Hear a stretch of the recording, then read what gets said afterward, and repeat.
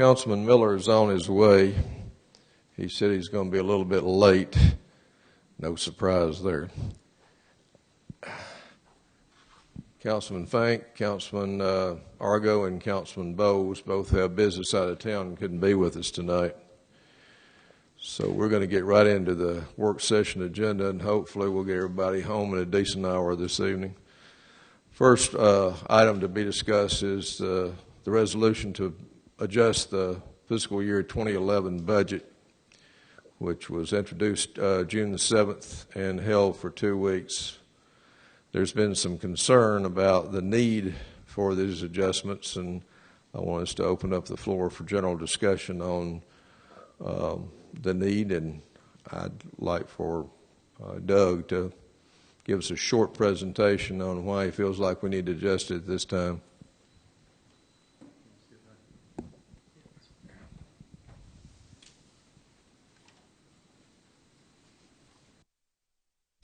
The primary need to adjust the budget is due to the two bridge loans that we had to take, and also the use of our line of credit.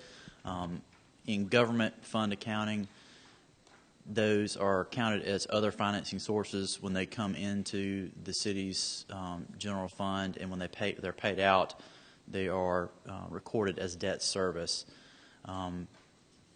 So therefore, we need to record the in and the out. It will pretty much be a net on those. But the other changes in the budget are due to mostly due to the reorganization that has occurred within the city, moving people around to different departments to make things more efficient, creating our urban management department, and just generally trying to clean up things and make the city more efficient. All this is in an effort to be more transparent, to make the budget a clear picture of where the city is financially. Okay. Open the floor up. I do want to express some of Councilman Fink's concerns as he told it to me over the telephone this morning. He's concerned that we're going to come back with adjustments every time there's an overage in a department or every time someone saves a little bit of money. Is this the intent?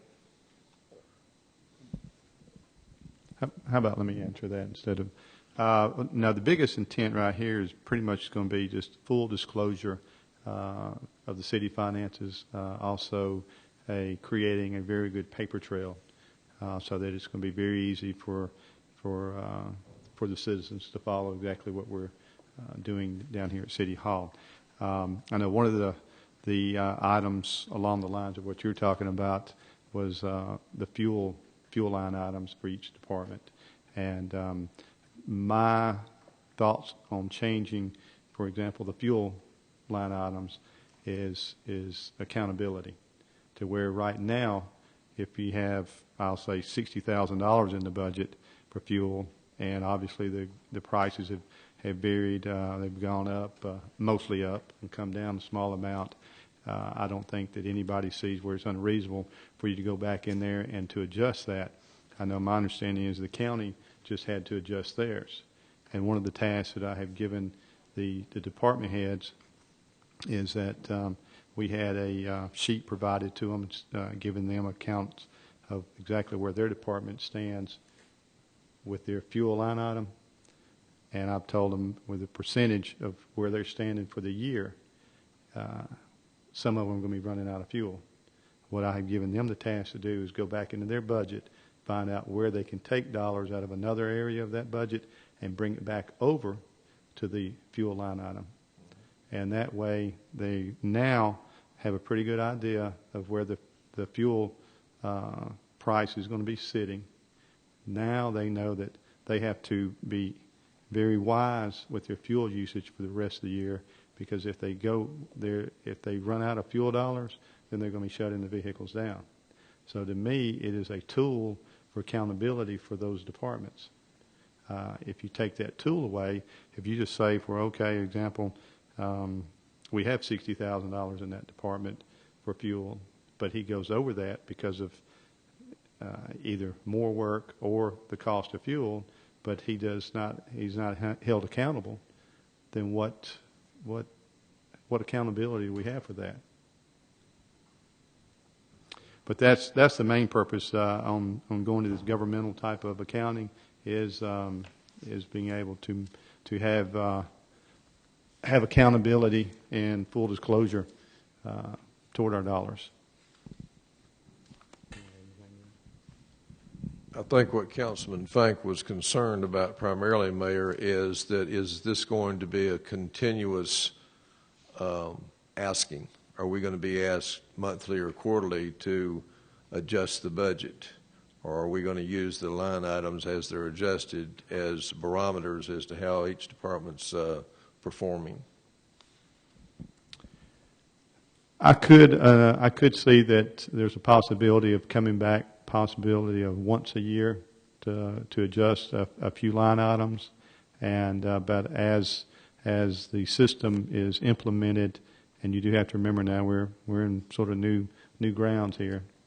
Everybody's trying to adjust to it and so forth, but I think once it's finally caught on to everybody, because I know I've had different either employees or department heads come to me and ask me about a certain project or so forth. One of the first things out of my mouth is it in the budget? Is it a line item? Because that's way, and a couple of times that is completely nipped it in the bud right away.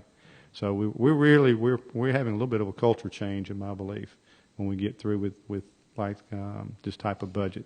We're trying to make everybody be very careful on exactly how they're spending each and every dollar, and in my belief, this is one of the steps toward that.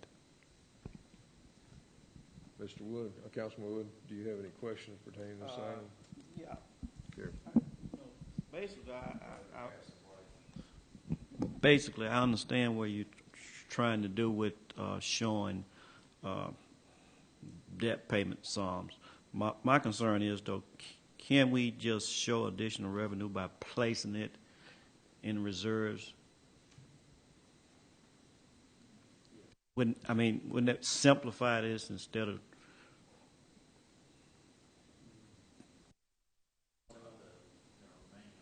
the remaining amount of all those items? Yeah. Mm-hmm. Okay. Personally, I would prefer, to just any additional revenue, excluding the money that we borrow for debt service, just shoot it straight to the reserve account. Then we know all of the money that came in extra is there. And for me, that's easier for me to understand than to get all of those changes. I'm looking for the money. So.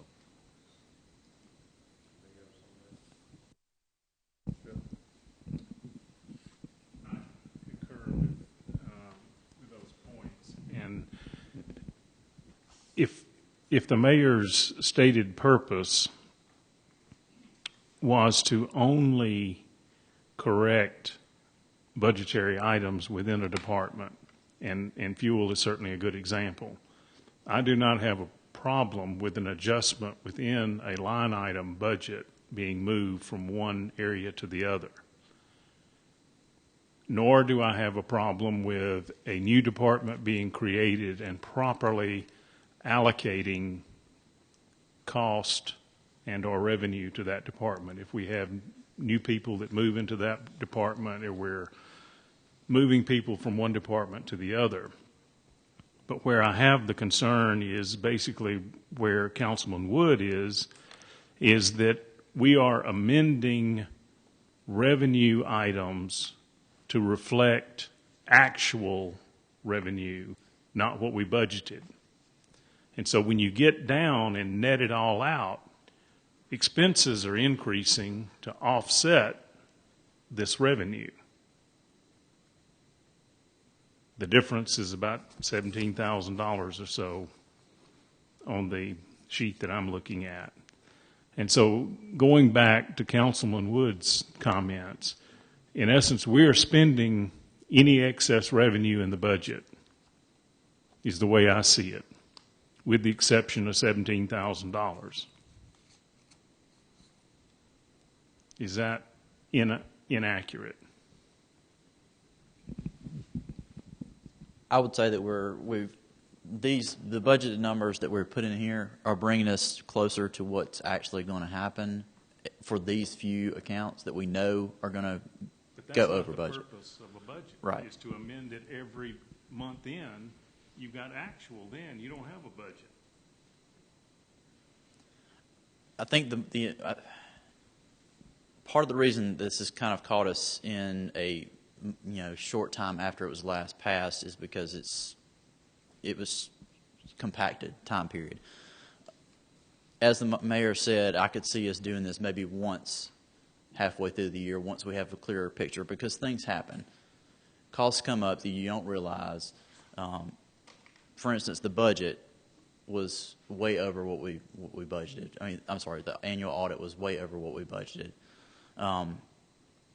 And those kind of things are going to happen, and that's one of the main things that we tried to put in here.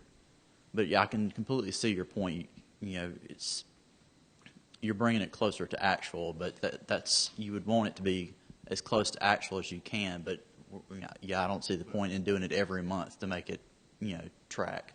But I mean, when you make an adjustment of $184, when you're making a budget adjustment of $184 to bring it in line, or $162 or $465, but then there's some big ones here: $32,000, $60,000, $109,000. All of that sort of gets eaten up in netting out at the bottom of $17,000.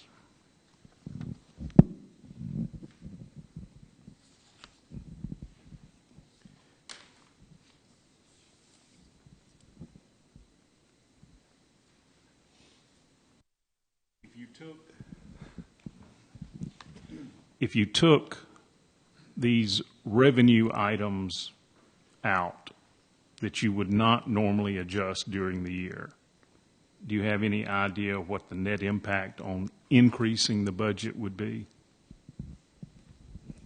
For just those, for the non-debt service ones, I think it's around $200,000. I'm not exactly sure, but it was around $200,000. And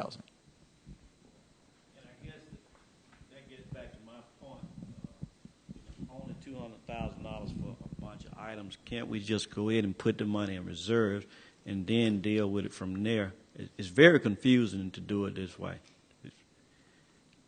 especially we just only a few months away from a new budget. Personally, I would prefer to stay on the line that we on. We know that we have the debt service. Everybody knows it all across the nation.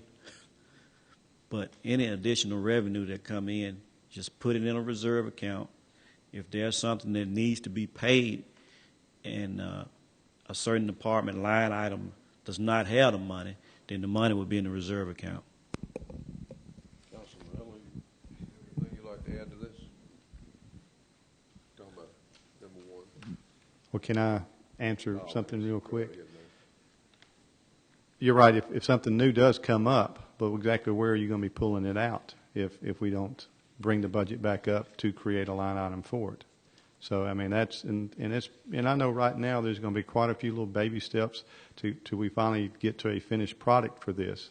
But it's more about accountability and full disclosure and just like I said earlier, trying to create a paper trail for everything. So it's and there's a lot of things that have changed in here that let's see. Like our Mardi Gras parade and so forth. We we had revenue coming in on that that from the citizens and so forth. So it's a lot of this stuff you cannot, and there's a good possibility in the next few years there won't be any kind of income coming in there. So be some grant money and so forth that's difficult to anticipate. But one thing that we will be able to fairly well anticipate over the next couple of years will be some shape, form, or fashion of some kind of bridge loans, and that is the vast majority of our increase here.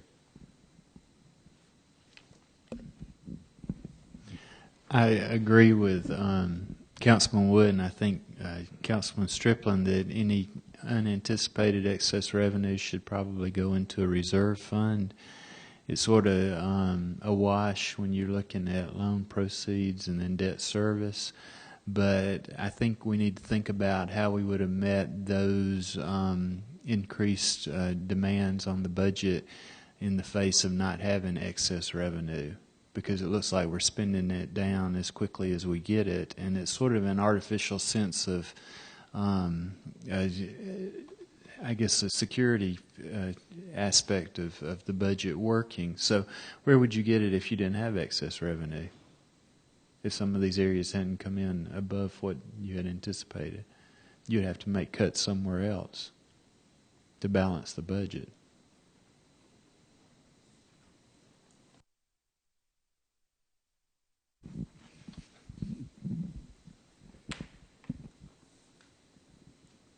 We have done well in some areas as far as curtailing some of our expenses and so forth, but there's other areas that that it's pretty much a little bit of a give and take there. I mean, we still have a lot of accounts payable that we've got plenty of areas that we need to get caught up in, and I am going to be working toward a reserve fund in the near future. But like there again, this is just the way it's been explained to me, the best way for full disclosure and accountability. And we do know there's some more adjustments that we're going to have to make with our upcoming budget for 2012 budget. Let's see. Holiday pay. That has not been addressed in any budget prior to in the past. So there's definitely going to have to be some more adjustments made. You'll be seeing a change in the 2012 budget over the 2011 budget. But there's several areas, like I say, as the dollars are coming in, it does give us a good idea of how they're coming in, and it just makes it easier to track, in my opinion. Any other comments on this particular item before we move forward?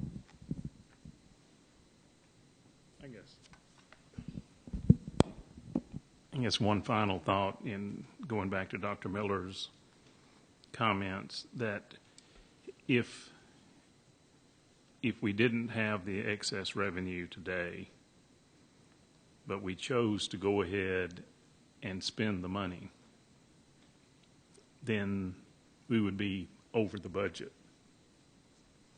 that's before us. And it seems the process today is we're adjusting this budget to cover the expenditures. That we're not taking money out of a line item from one department, line item number one, and moving it to line item number two in that department to make it balance. We are adding to line item one or line item two. And so the whole budget for the city moves up, irrespective of the lending, but just the basic line items. Because I think we've got multiple issues here. One is the lending impact of what happens if you borrow $1 million, the budget goes up $1 million. I guess my question is, if we borrow that $1 million every month with the intent of paying it back at the end of every month, we're going to have to increase our budget $12 million. Borrow $1 million in October thinking we're going to pay it back. We don't. We borrow $1 million in November, or in essence roll that note with the idea that it's going to be paid at the end of November, and it's not. So we have to borrow $1 million to pay off the $1 million that we had before. If that happened for 12 months, are we going to have a $12 million increase in our budget because of $1 million loan? To me, that's one issue. Then the other was properly aligning departmental costs because of adjustments in departments, moving personnel, equipment, and so forth. To me, that's legitimate. You need a basis to work from for the next year. But then this third area of adjusting revenue to be what it is and adjusting expenses to be what we want them to be, to me, sort of defeats the purpose of the budget. That's all the comments I got.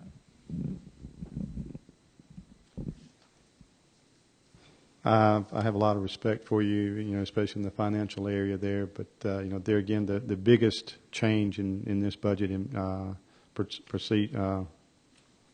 request is pretty much just showing about the loans that we have taken out with the 3.1 and the 1 million. There are some other adjustments in there, but the big ones are our bridge loans, and just being able to show proper tracking of those items. In the past, that has not been done.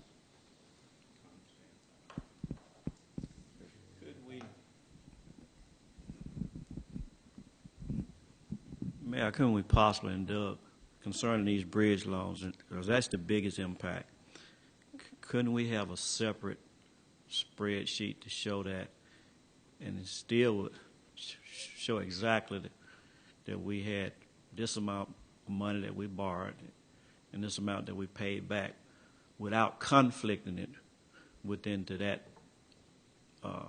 dialogue right there? I think it's just personally, I just think it's much easier to keep them separated. The additional revenue goes in the reserve.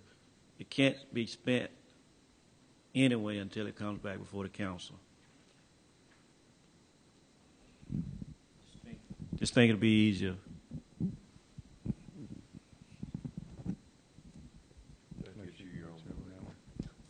Yes, the issue with the other financing sources and the debt service affects 3 lines on this 3-page document. So yeah, we could absolutely, if that's the will of the council, we could absolutely strike everything else and just add that in.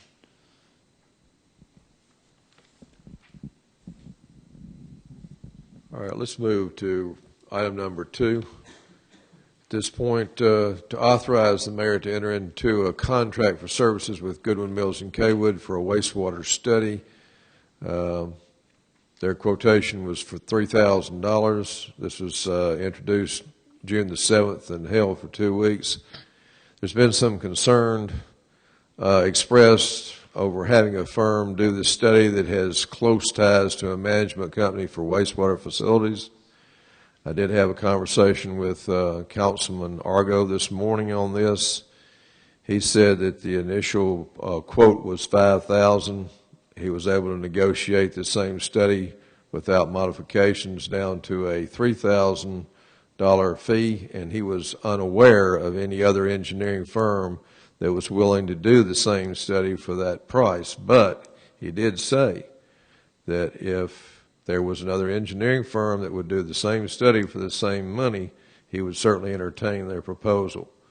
I open that up for discussion. Councilman Wood? No comment. Councilman Striplin?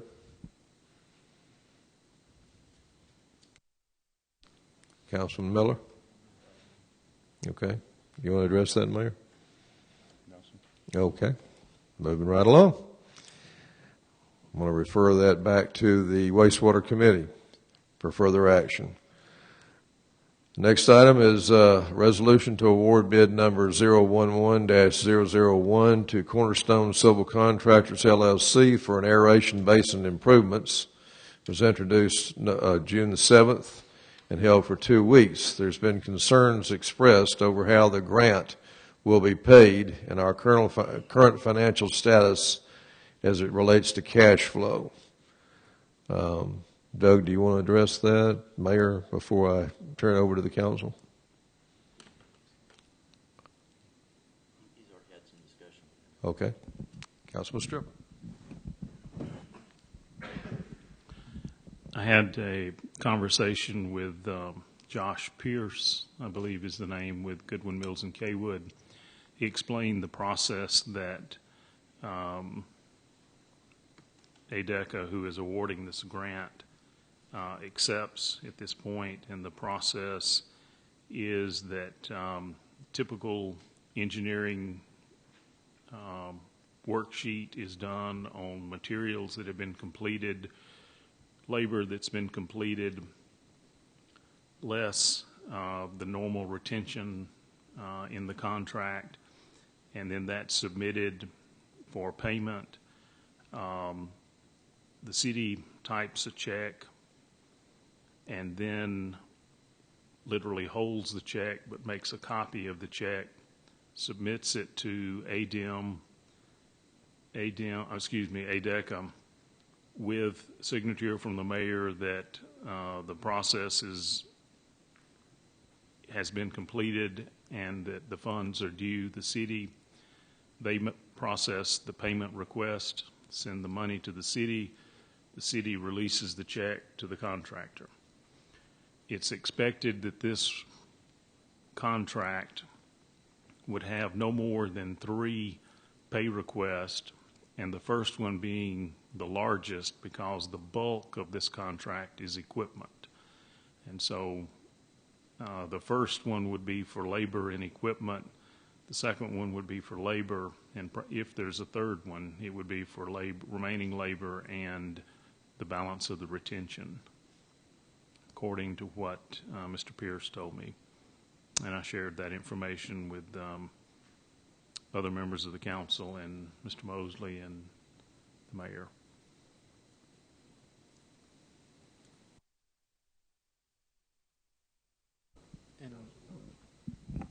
I followed some of that email traffic, but Mr. Pierce is with. Goodwin, Mills, and Kaywood, who secured the grant. Okay. On our behalf. I would just ask if there's any need to confirm that understanding, maybe directly with ADECA. And I don't know. I mean, I've just not dealt with this sort of thing before, but just to make sure, because a real challenge for us would be fronting the money to any significant degree. So I think in this environment, it might be good just to validate our understanding directly with ADECA. I concur.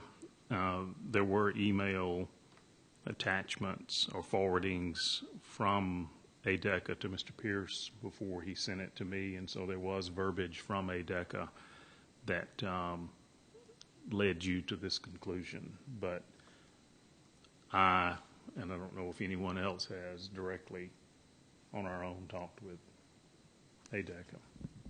That was with that individual, Heather. I think I know what you were talking about. I'd be real sure that we asked the question very clearly, exactly what the question was, and so that there's not any potential for confusion in terms of asking the question and understand the answer. At the end of the day, we can't float and advance to any degree on a project like this, to any degree for any length of time.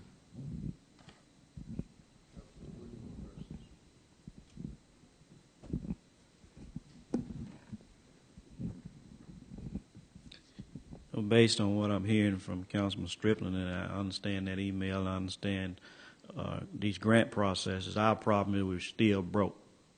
So the first thing I want to know from the administration, it looks like we're talking about, just say $100,000 or the $178,000. Where would we even get it from to front that? Where would we get it from, or do we have it? I guess that goes back to my comments about any money that we have going directly into reserves.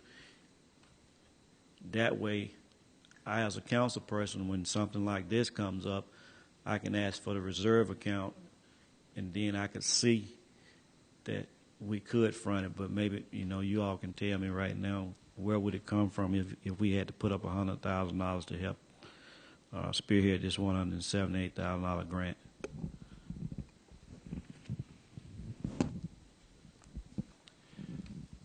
Yeah, I believe Doug Mosley told me today that there was $80,000 in one wastewater account, wastewater equipment account that we could put down toward this. But at this point in time, that was all of it.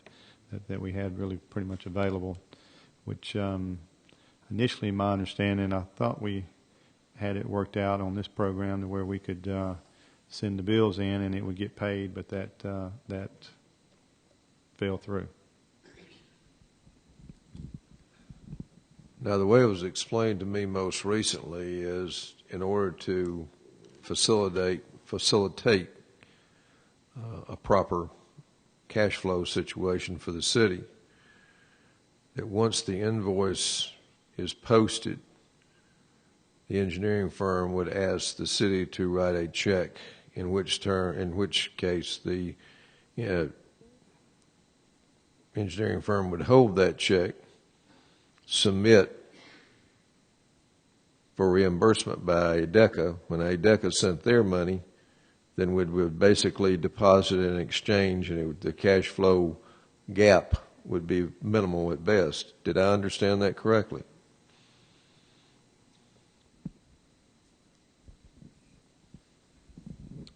It was my understanding that the engineering firm would approve a certain amount of work involving equipment and labor. That is submitted to the city. The city, in turn, cuts the check. The city, in turn, makes the request back to ADECA for reimbursement.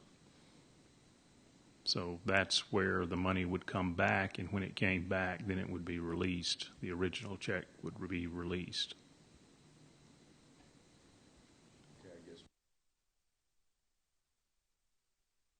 The city holds the check until it gets ADECA's check. The city holds its check until it gets ADECA's check.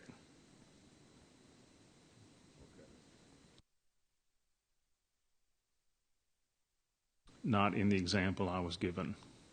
By Josh Pearson. Correct. Any other In questions? essence, we just write a bad check, wait to get the project finished. We're writing a blank check, really. The check's not going to be, it's got an amount in it, but it's not going to be cashed, it's not going to be deposited until we receive something from ADECA. So just say we write a $80,000 check, we don't have the money, but we wrote the check just so we can follow through with the grant.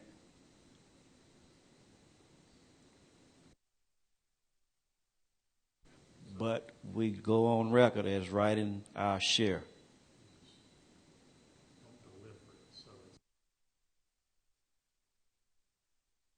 So we really don't have a problem there. It doesn't sound like a problem anymore. If they're not going to cash a check, we just writing and it's being held, we can proceed with the project.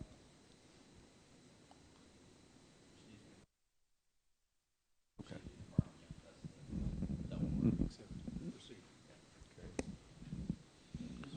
Yes, sir.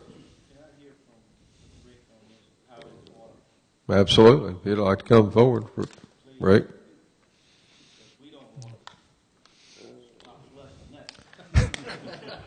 Rick, I want you to identify yourself and your status with the city for the record, please. All right. I'm Rick Teague, interim department head for the wastewater department, and the equipment out there at those plants is getting old, and it's not very efficient. As a matter of fact, one of the pieces of equipment that this would replace has already quit. We've removed it. We've got everything ready for this project to go ahead. All we need is the approval from the council.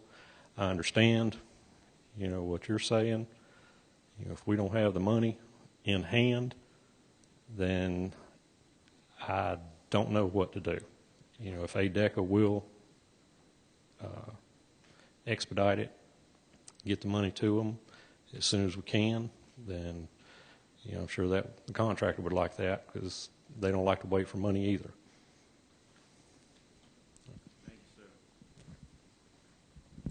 Thank you, Rick. Any other comments or questions about this particular item?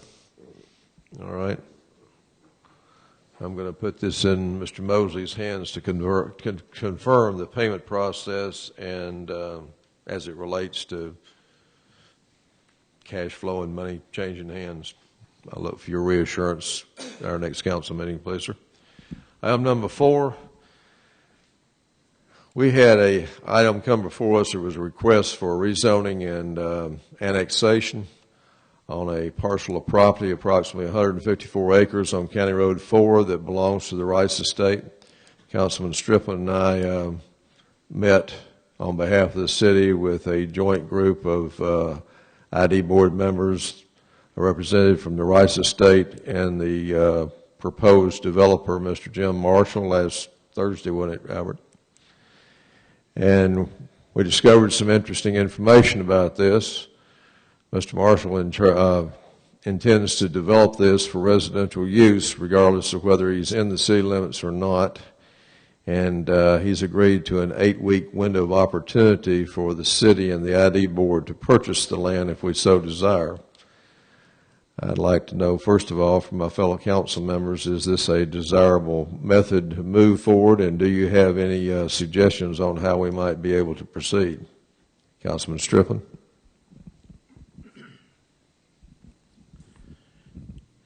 I think this is a unique piece of property because of its situation, where it's located. The city has made great investment in that industrial park. I attended a meeting that the Industrial Development Board had, in which they brought in experts and presented information concerning what happens when you have a residential development next door to an industrial development site. Essentially, it does not become developed as industry the way you wanted it to. That piece of property has at least one unique feature in that it is serviced by dual rail, which effectively means that there are two companies that have access to that rail line, so that a prospective industrial client is not locked into using one rail service. I'm told, City of Prattville Industrial Development Board, this piece of property is the only dual rail service between Greenville and it's either Bessemer or Birmingham. So every time an industrial prospect that wants rail service, this flashes up as being one of the premier sites.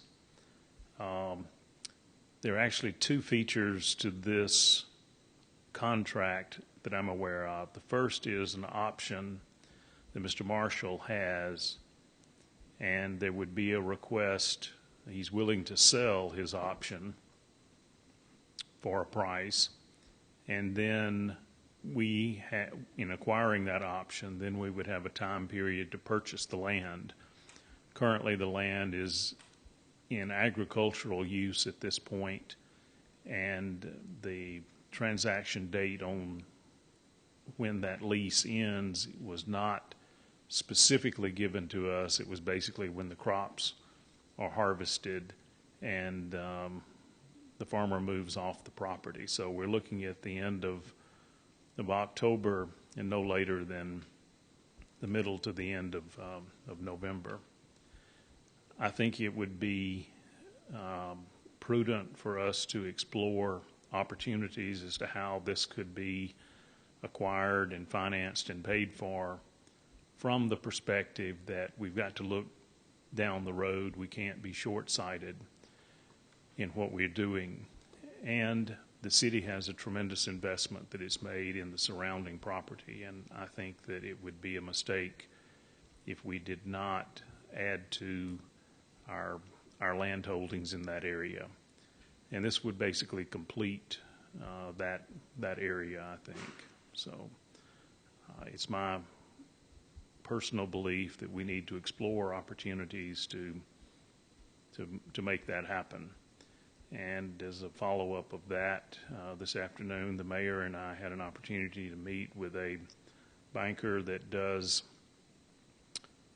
basically municipal financing. He was impressed with the rating the city of Prattville had.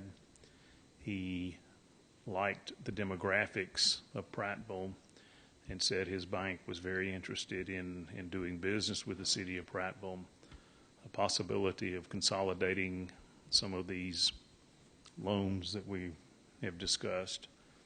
And So there are potential opportunities out there if the council desires that we explore that further. How many acres is it? 154, according to Mr. Reniger.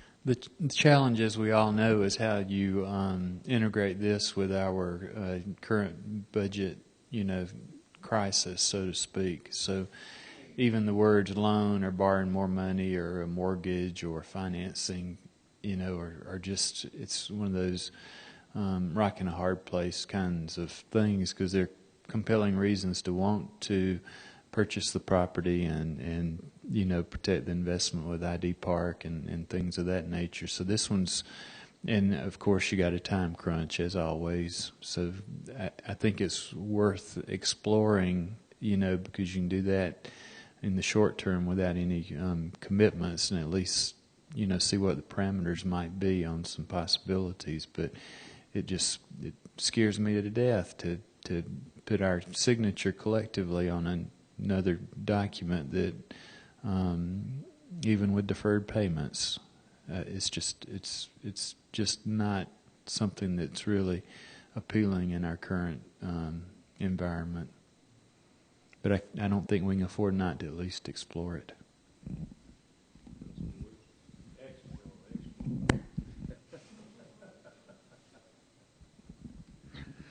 Well, we don't have a whole lot of time to do any exploring, but we'll do the best we can, because I've got to let the developer know within an 8-week period what our intent is and make a commitment to him. The council will have to make a commitment along with the mayor if we're going to do anything with it. But we will keep you posted. Anything further on that? I will say this. I had the pleasure of being in a meeting this morning early where the industrial development director for the city of Montgomery spoke. He had just come back from a trip to Korea where he visited all the Hyundai plants throughout Korea, and his explanation and the commitment that Hyundai has to our area was impressive. He led me to believe, of course, you have to take economic development with a grain of salt when these guys get up there and do their rah-rah, But he indicated to me that very shortly we're going to have some opportunities for Tier 1 and Tier 2 suppliers to the Honda Heavy, the expansion on Honda, and we are in the running for perhaps even the third plant coming down the road. So they're looking for these larger parcels of land to develop on. Dual rail would be a big plus for them, I would think, particularly if we can get the access road built in conjunction with that. Food for thought. Let's move to number 5. Any other concerns that council members might have? This is an open mic. Councilman Miller?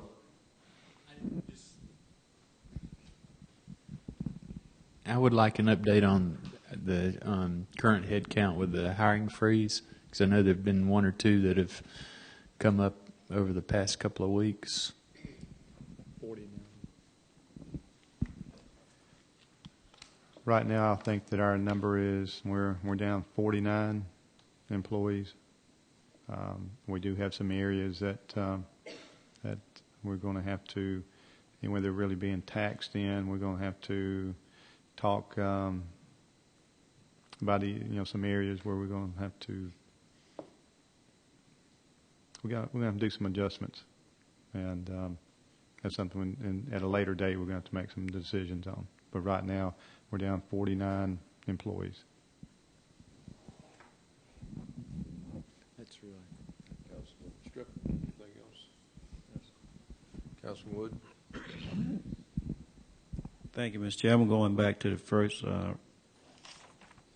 resolution again, concerning the budget, I just want to, make this known again, because I don't want us to get out here on the night of the passage and go through all this. I think maybe you all may want to go back and just look at this again.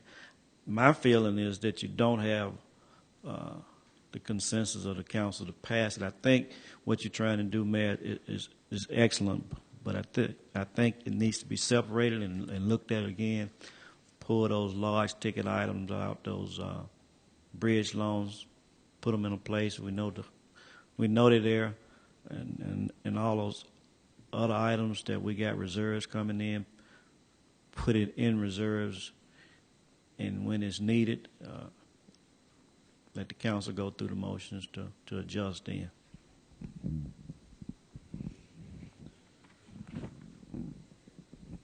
Anything else from the council?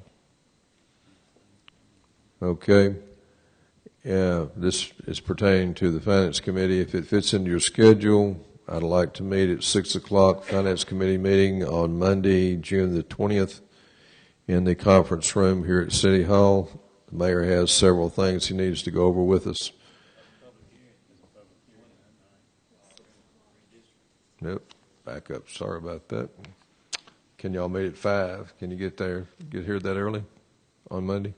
If it works a hardship, we can schedule it again. I just need to get in before the next council meeting. Work it at 5 on Monday. And then we can go right into the public hearing. I see that eye. Councilman Wood. Okay. If you run into a problem, we'll make adjustments. Just let me know. But right now, tentatively, 5 p.m. Monday, June the 20th, in the conference room here at City Hall for a Finance Committee meeting. Thanks to all of you folks who work for the City of Prattville. Please keep up the great work. We're proud of you. This work session's come to an end.